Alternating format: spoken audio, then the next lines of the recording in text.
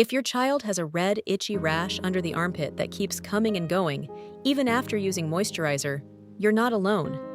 It often points to one common cause: atopic eczema. Skin folds like the armpits trap moisture, sweat, and friction, making them prime spots for eczema flare-ups.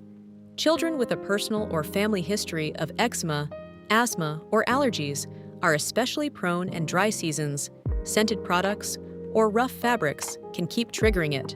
Use a ceramide-rich moisturizer like CeraVe or Eucerin twice daily. Stick to lukewarm baths with fragrance-free cleansers. Dress your child in soft cotton clothing.